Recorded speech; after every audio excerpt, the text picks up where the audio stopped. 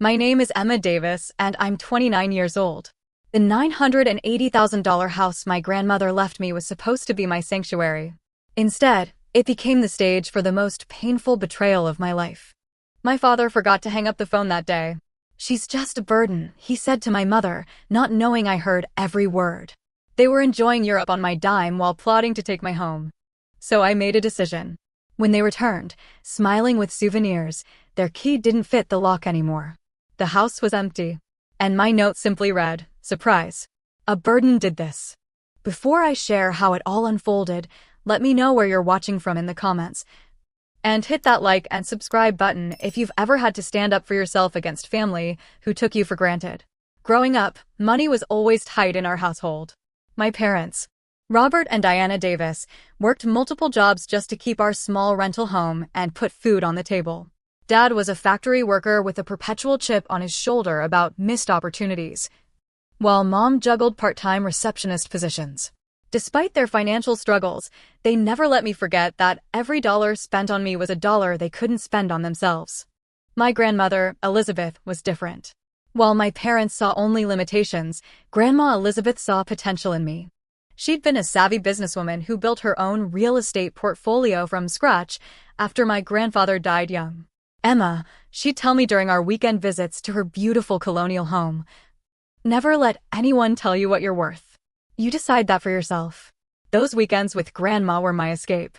Her house was spacious, filled with beautiful antiques and warmth. The backyard garden where we'd plant flowers together became my sanctuary. Unlike the tension-filled air at my parents' home, Grandma's place felt like freedom. When I turned 18, Grandma helped me apply for college scholarships and loans. My parents considered higher education putting on airs and refused to contribute a dime. "College is for people who think they're better than everyone else," my father would say, though I later learned he'd simply never been accepted himself. I worked 3 jobs through college, graduating with a business degree and immediately landing a position at a real estate firm. Grandma beamed with pride at my graduation while my parents complained about the parking situation. Then came the day that changed everything. Grandma Elizabeth passed away suddenly from a heart attack when I was 25. I was devastated. She'd been my champion, my safe place. At the reading of her will, everyone was shocked, except perhaps me, when her attorney announced she'd left her house to me, not my parents.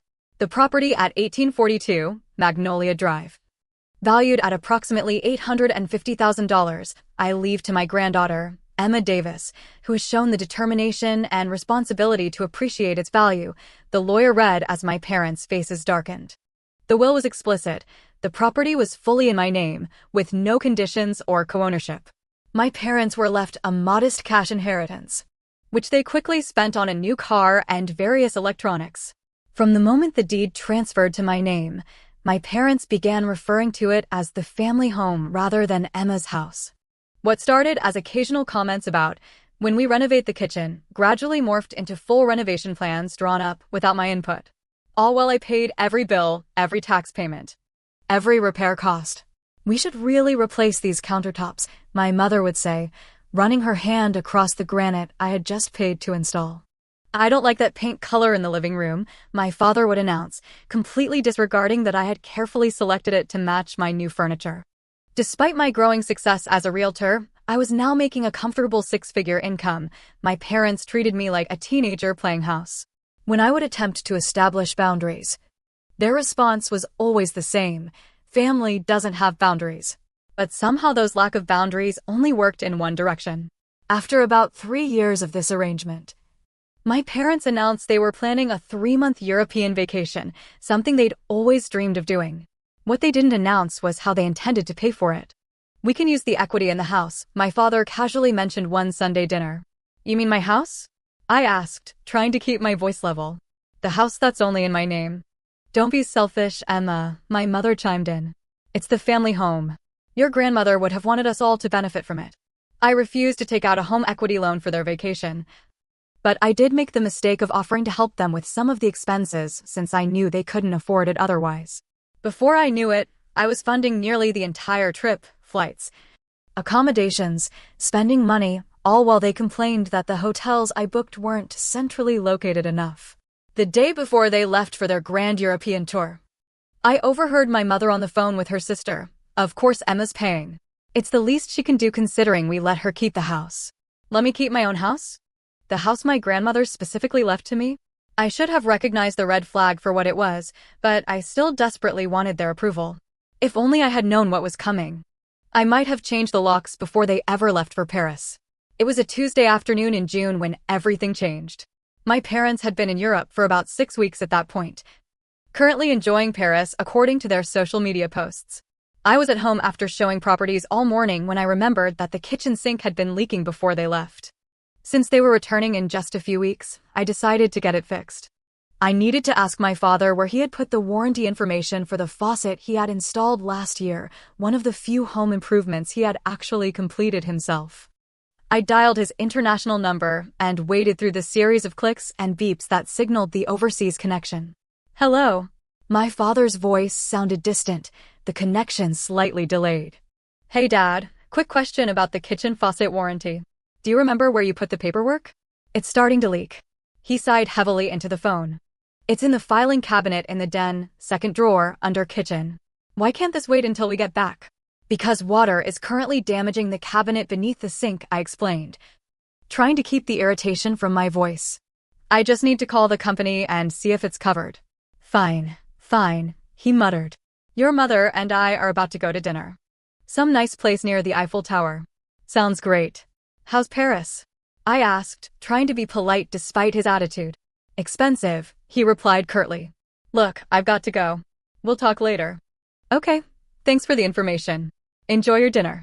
I heard some rustling, then what sounded like my father putting the phone in his pocket. He hadn't hung up properly. I was about to end the call from my end when I heard his voice, now muffled but still audible. Who is that? My mother's voice. Just Emma complaining about something in the house again. My father's voice was clearer now, as if he'd taken the phone out of his pocket, but still thought the call had ended. What now? My mother sounded annoyed. Something about the kitchen sink. I swear, all she does is find problems with that house. I should have hung up. I knew I should have hung up. But something kept my finger hovering over the end call button, unable to press it. I don't understand why your mother left her that house in the first place, my mother continued. We're her parents. It should have gone to us.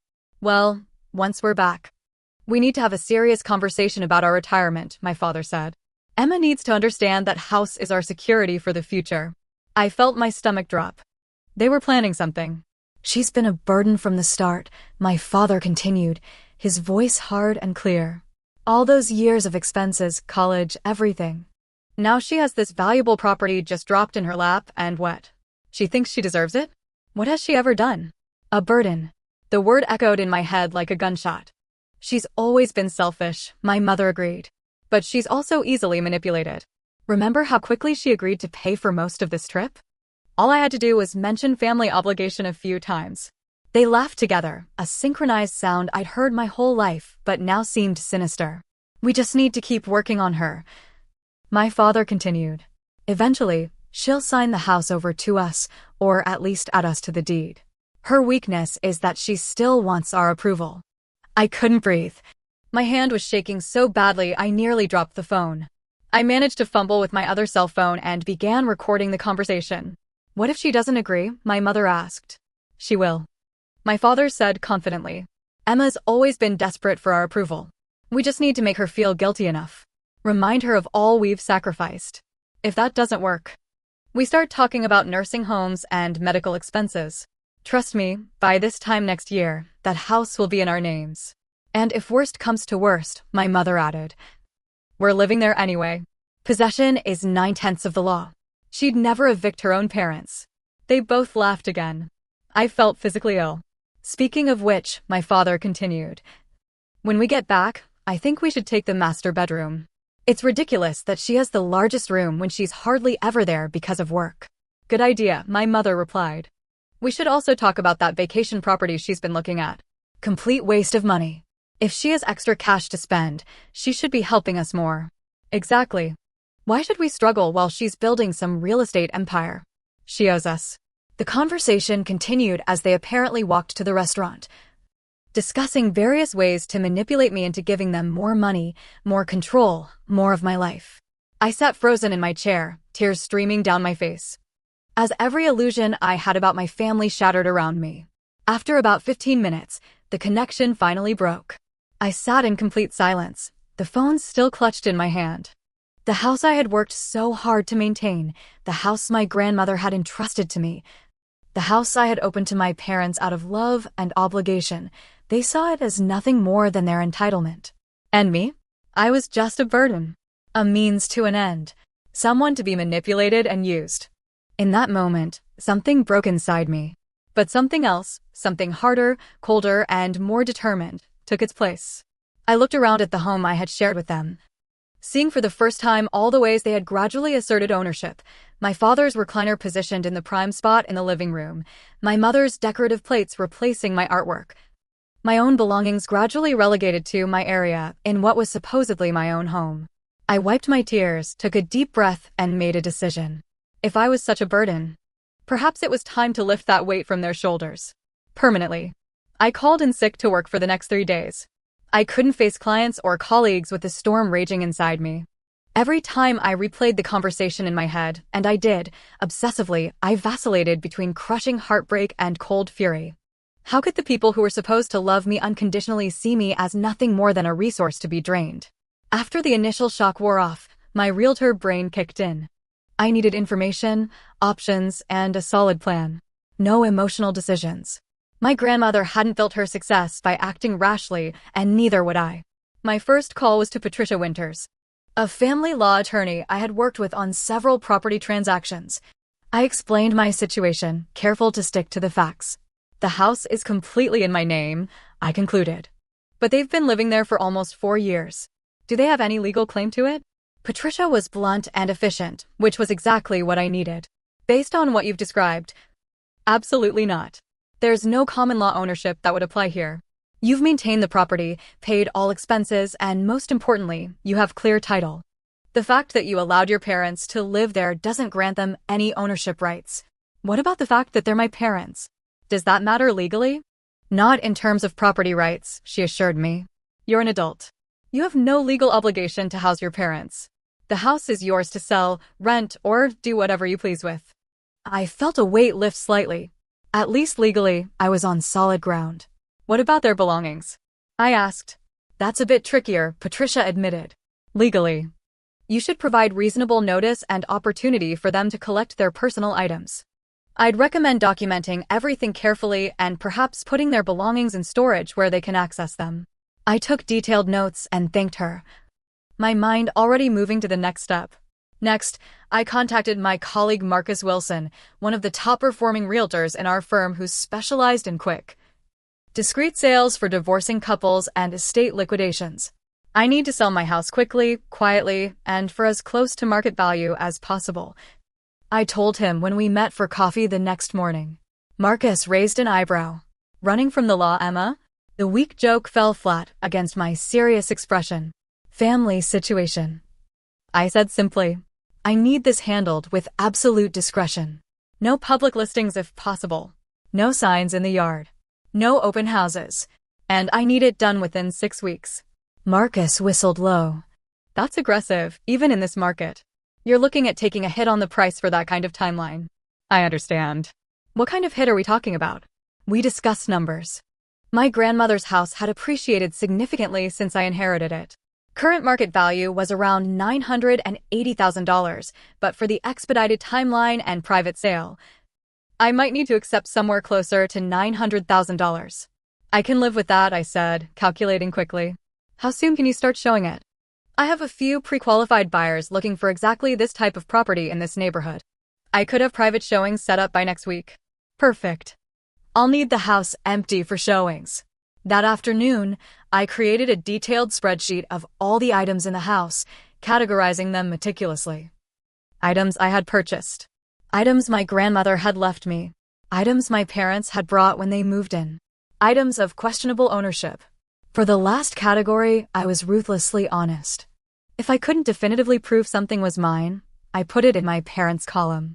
I wanted no legal or ethical gray areas that could come back to haunt me later. Next came the logistical planning. I needed a place to live temporarily, movers for my belongings, storage for my parents' possessions, new bank accounts at different institutions, a new phone number, a new email address, a plan for disappearing. I found a furnished short-term rental in a city about 2 hours away. I opened new accounts at a bank my parents had never used. I purchased a new phone with a new number.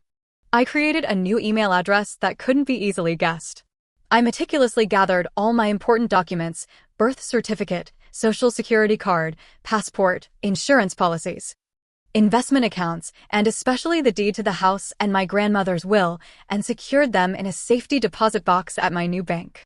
As I worked through my checklist, I occasionally found myself hesitating. Was I overreacting? Then I'd replay the recorded conversation, hearing my father's contemptuous, "She's been a burden from the start," and my resolve would harden again. One afternoon, while sorting through a box of my grandmother's papers I'd kept, I found a letter she'd written to me but apparently never sent. It was dated just a month before she died. "My dearest Emma," it began. "I want you to know why I've made the decisions I have about my estate. Your parents have always expected things to be handed to them. When they wanted to borrow money for various schemes over the years, I watched them squander every opportunity without learning or growing. But you, my sweet girl, you've worked for everything you have. You understand the value of both money and hard work. I'm leaving you my home because I know you'll honor it, care for it, and use it as a foundation to build your own success, not as a crutch to avoid responsibility. Never doubt that you deserve every good thing that comes to you. I'm so proud of the woman you've become." Tears streamed down my face as I read her words. It was as if she had somehow foreseen exactly what would happen and was reaching across time to strengthen my resolve. The next day, I contacted a moving company and scheduled them for the following week. I arranged for a storage unit in my parents' names, paid 6 months in advance, and made sure the information would be mailed to them.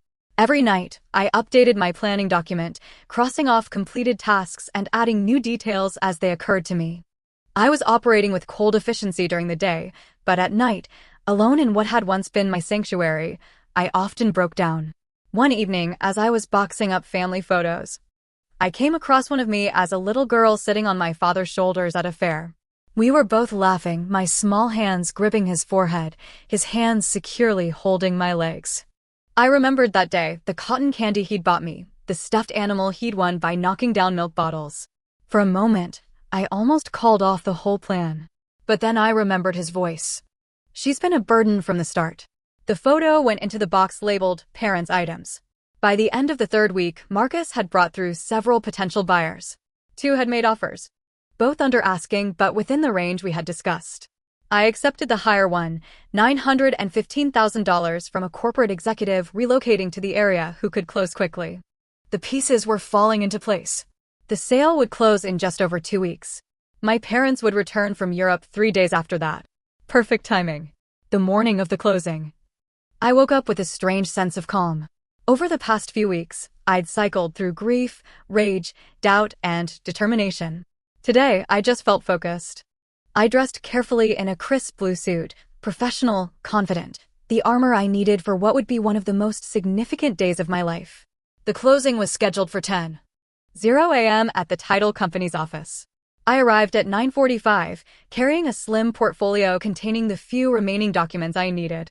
Marcus was already there, chatting with the title agent. He gave me an encouraging smile as I approached. "Ready for this?" he asked quietly. I nodded. "More than ready." The buyers arrived precisely at 10 o'clock. Richard Thompson, the executive, and his wife Catherine. They seemed pleasant enough, excited about the house and the neighborhood. Under different circumstances, I might have shared stories about the property. The beautiful magnolia tree my grandmother had planted, the way the light hit the kitchen in the morning. Today, I just wanted to get through the paperwork. The process was surprisingly anticlimactic. Sign here, initial there, sign again. With each signature, I was simultaneously severing a tie and securing my freedom.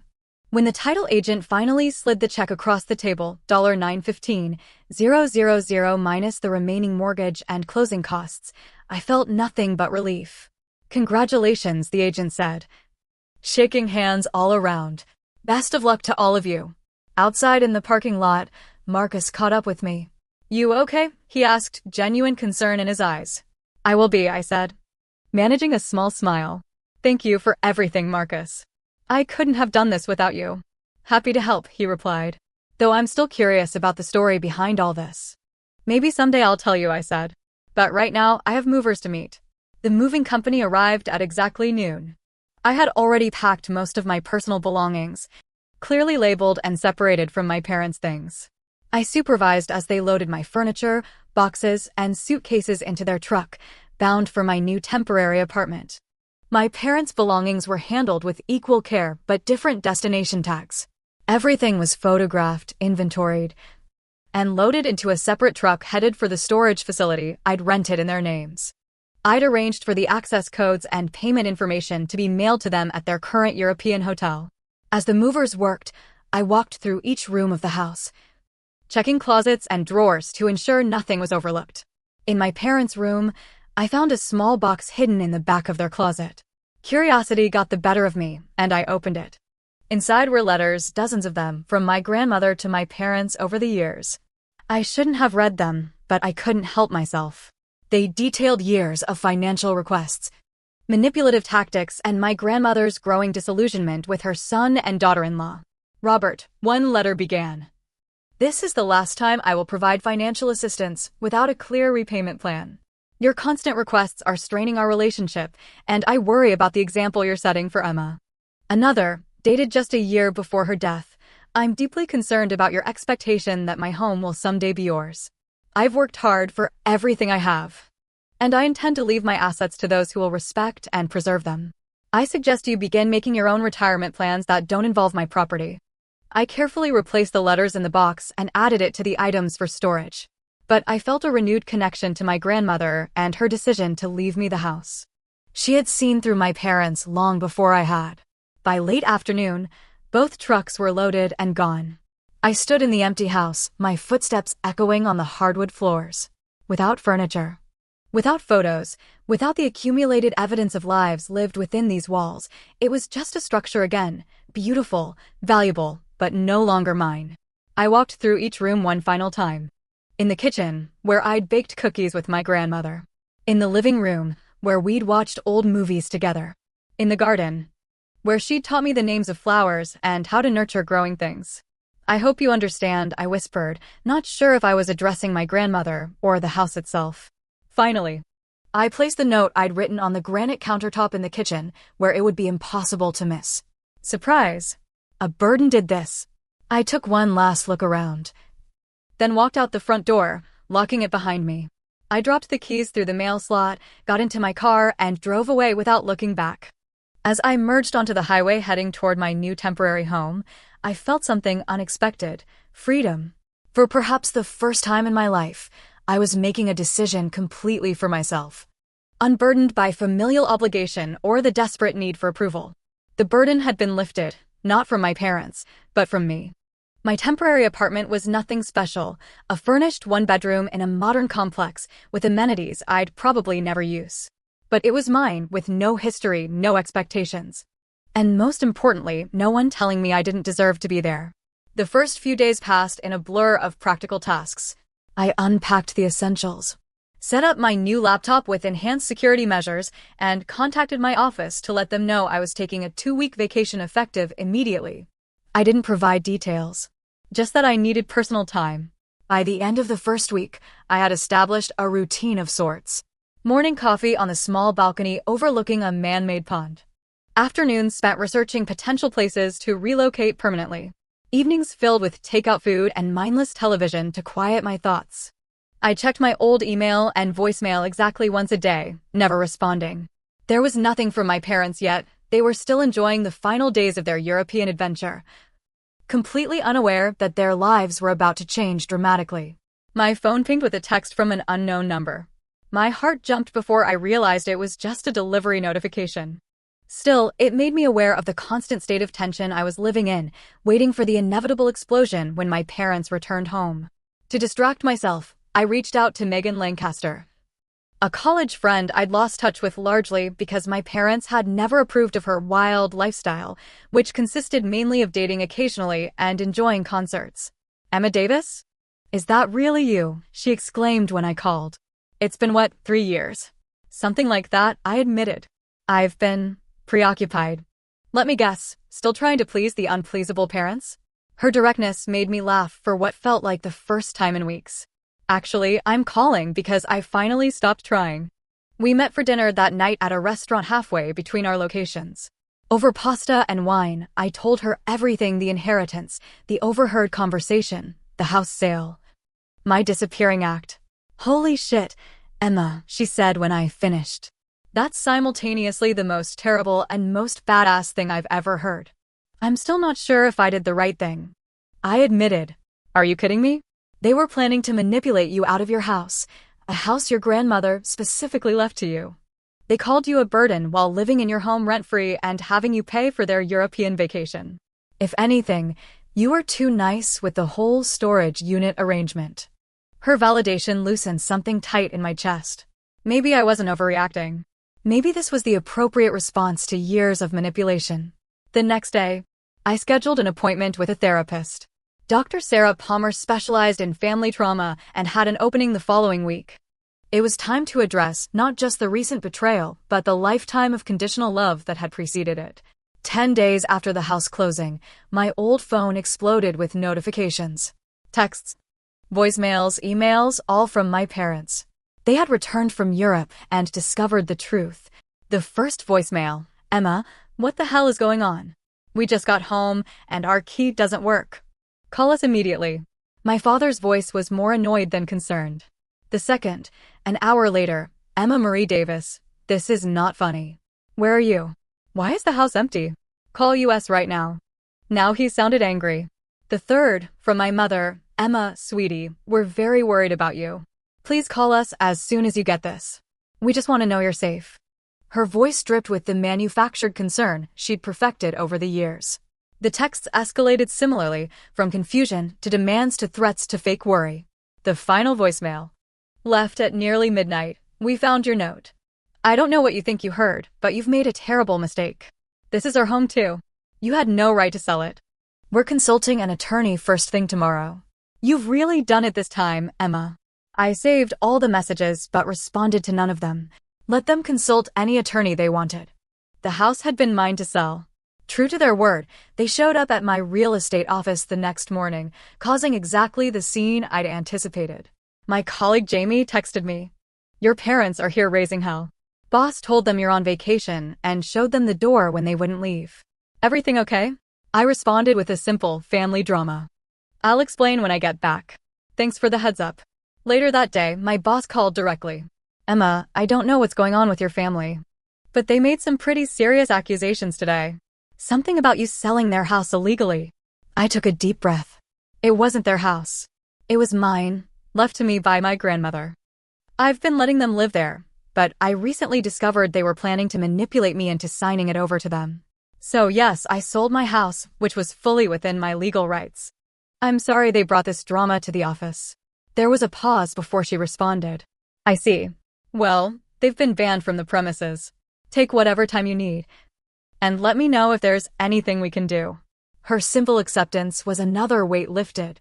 I'd been worried about the professional fallout, but it seemed I had more support than I'd realized. Over the next few days, my parents tried every avenue they could think of to reach me. They contacted mutual acquaintances, distant relatives, even my college alumni association. Each attempt further justified my decision to cut ties. 2 weeks after their return, they somehow obtained my new email address, likely from a well-meaning but naive former neighbor, and sent a lengthy message laying out their version of events. According to them, I had misunderstood a private conversation, overreacted dramatically, and betrayed my family in the most hurtful way possible. They were willing to forgive me if I would make things right by using the proceeds from the house sale to buy a new property that we could all live in together. The audacity was almost impressive. Even now, they were still trying to manipulate me. I didn't respond. Instead, I forwarded the email to Patricia, my attorney, who confirmed again that I had acted completely within my legal rights and advised me to continue maintaining distance. As the weeks passed, I gradually began rebuilding my life. I returned to work, threw myself into my real estate business, and continued weekly therapy sessions. I found a lovely condo to purchase in my new city, smaller than my grandmother's house, but completely mine in every way that mattered. One evening, as I was arranging books on my new shelves, I came across an old photo album I hadn't opened in years. Inside were pictures of family vacations, holiday gatherings, birthday celebrations, moments that had once seemed happy but now felt hollow knowing what lay beneath the smiling facades.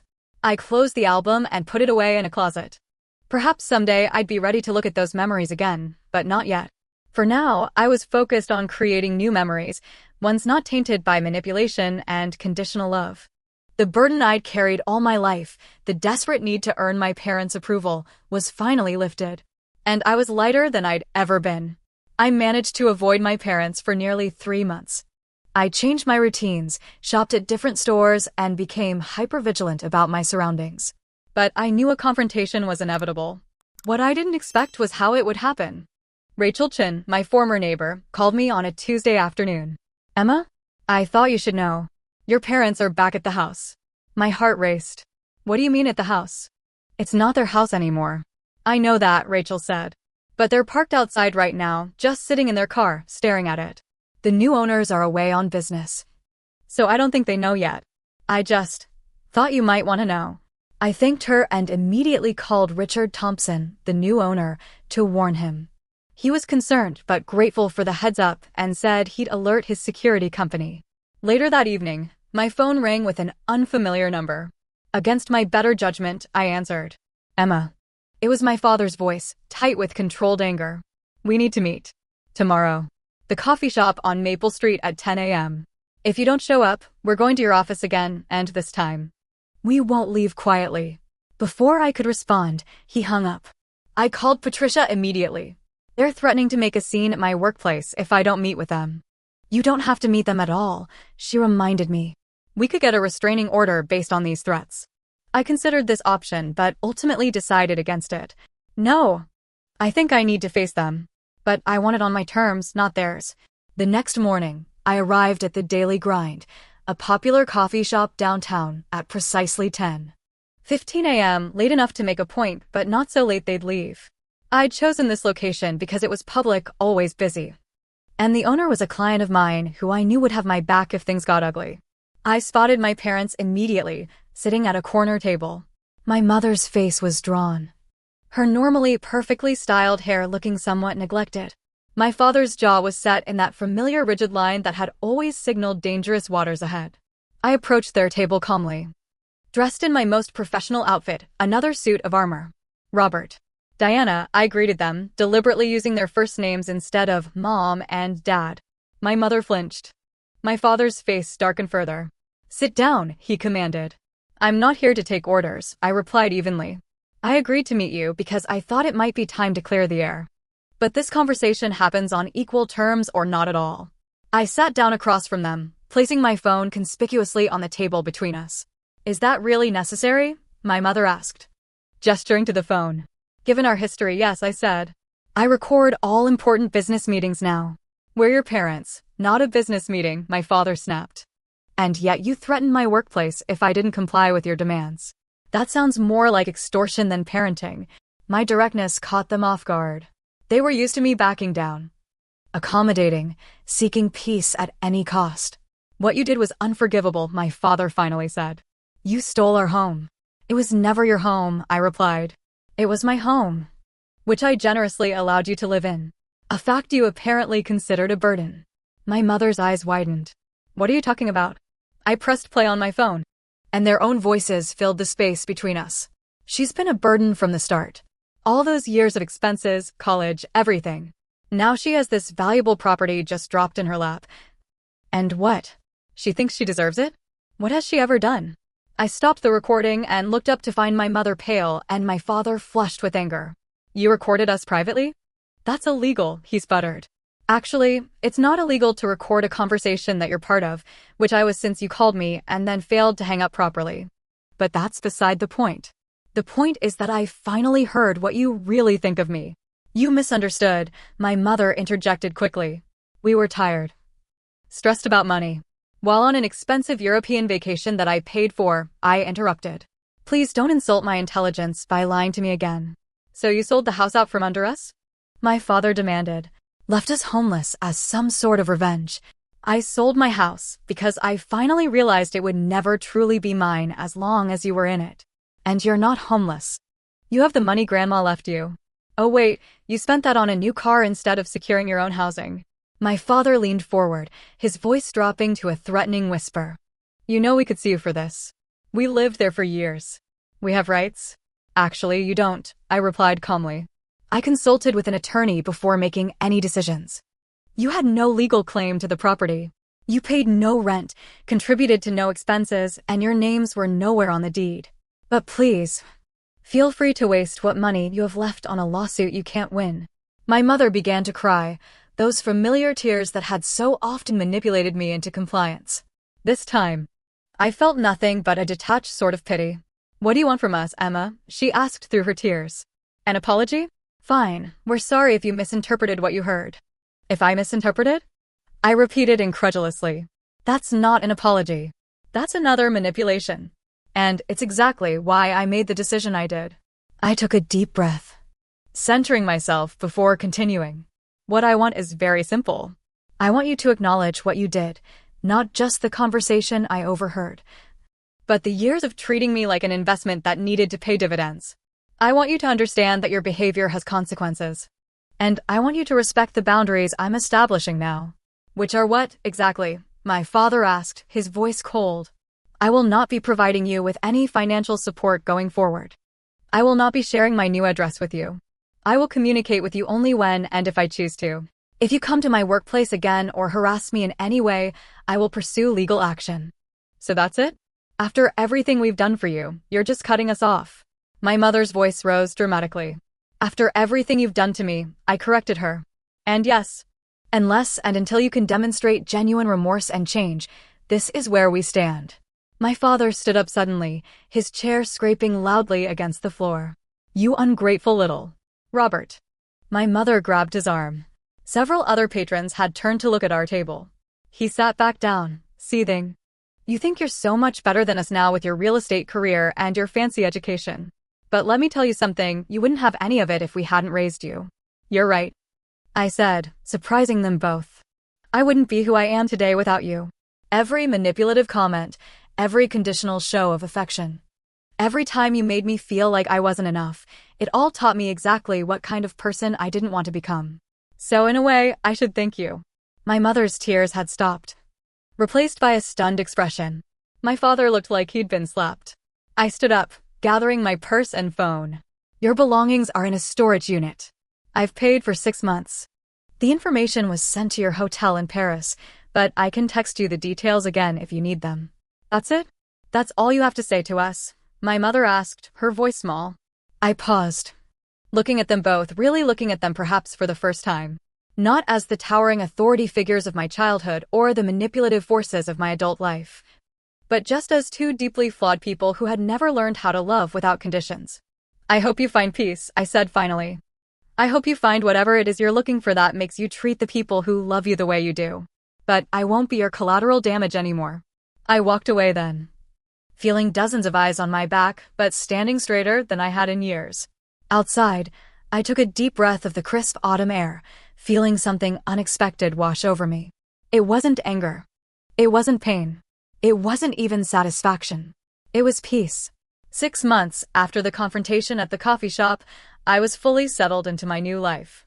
I'd purchased a charming townhouse in Richmond, about 2 hours from my former home, and had transferred to our firm's office there. The change of scenery had been exactly what I needed, close enough to maintain important professional connections, but far enough to start fresh. My new home was distinctly mine in a way my grandmother's house had never quite managed to be. I'd decorated it entirely to my own taste, modern but comfortable, with splashes of color that brightened even the gloomiest days. No antiques, no family heirlooms, nothing that carried the weight of the past. Professionally, I was thriving. The fresh start had reinvigorated my passion for real estate, and I found myself particularly drawn to helping first-time homebuyers navigate the complicated process. There was something deeply satisfying about guiding people through one of the most significant purchases of their lives, ensuring they understood every document, every commitment, every right they had. You explain things differently than other realtors, one young couple told me after closing on their first home. Like you really want us to understand, not just sign. Everyone deserves to know exactly what they're agreeing to, I replied, thinking of how differently my own story might have unfolded if I'd recognized the manipulation earlier. My therapy sessions with Dr. Palmer continued, though we'd reduced the frequency to twice a month. Our work had shifted from the immediate trauma of my parents' betrayal to the deeper patterns that had defined our relationship for decades. You mentioned something interesting last time, Dr. Palmer said during one session.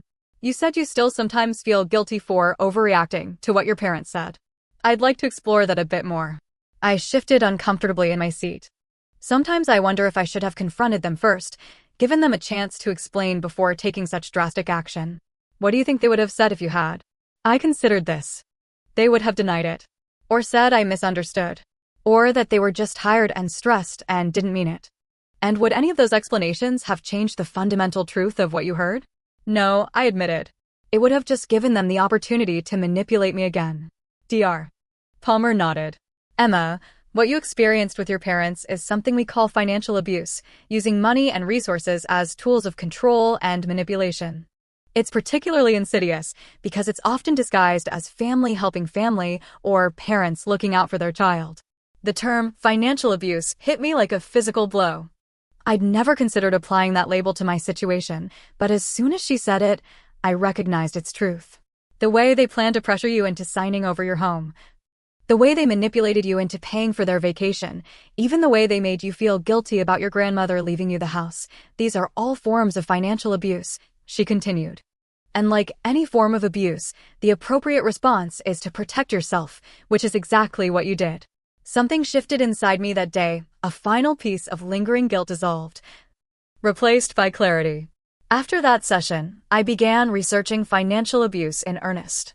I was startled to discover how common it was, particularly within families, and how few resources existed to help people recognize and address it.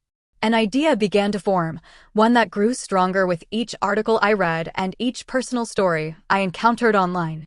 2 weeks later, I approached my boss with a proposal. I want to create a workshop, I explained. Something for first-time homebuyers, especially women, about recognizing and preventing financial manipulation in major purchases. My boss, Vanessa Martinez, listened thoughtfully as I outlined my concept. This isn't just about real estate transactions, I concluded. It's about empowering people to make financial decisions without manipulation or pressure, whether from family members, partners, or even unethical professionals. I think it's brilliant, Vanessa said when I finished. And timely. We've all seen clients pressured into decisions they later regret. If we can position ourselves as the agency that truly educates and advocates for clients' financial autonomy, that's a powerful market differentiation. With her blessing, I began developing materials for the workshop. What started as a simple presentation quickly evolved into a comprehensive program covering topics from recognizing subtle manipulation tactics to establishing healthy financial boundaries. I called it Building Foundations, Financial Autonomy in Major Life Decisions. We offered the first workshop on a Saturday morning, expecting perhaps a dozen attendees. Over 30 people showed up. The response was overwhelming. People shared stories of parents who had pressured them into inappropriate investments, partners who had undermined their financial confidence, friends who had manipulated them into inappropriate loans. Each story resonated with my own experience, reinforcing my conviction that this work was needed. After the third successful workshop, a local women's magazine asked to interview me about the program. The article, titled Financial Freedom, Emma Davis's Mission to End Financial Manipulation, brought even more attention to the issue. It was through this growing network that I reconnected with my grandmother's sister, Aunt Judith, whom I hadn't seen since the funeral. She reached out after reading the magazine article. Emma, your grandmother would be so proud of what you're doing, she told me over lunch. Elizabeth faced similar struggles with your father throughout his life. He always expected things to be handed to him, just as his father had before him. I had no idea, I admitted. Grandma never really talked about that. She was private about family matters, Aunt Judith said. But she saw so much of herself in you, the independence, the work ethic. It's why she left you the house instead of Robert. She knew you'd use it as a foundation, not a crutch. Her words echoed the letter I'd found while packing, confirming what I'd already begun to suspect. My grandmother had made her decision with clear eyes and full awareness of its implications. Have you had any contact with your parents recently? Aunt Judith asked carefully. Not since our confrontation, I replied. I've received a few emails, but nothing that suggests they've really reflected on their behavior or taken responsibility for it. She nodded sadly. Robert has always struggled with accountability, even as a child. Nothing was ever his fault. I'm sorry, Emma. You deserved better parents. I'm making peace with it, I said, surprised to find that it was true. I can't change who they are or how they treated me, but I can use that experience to help others and to build a better life for myself.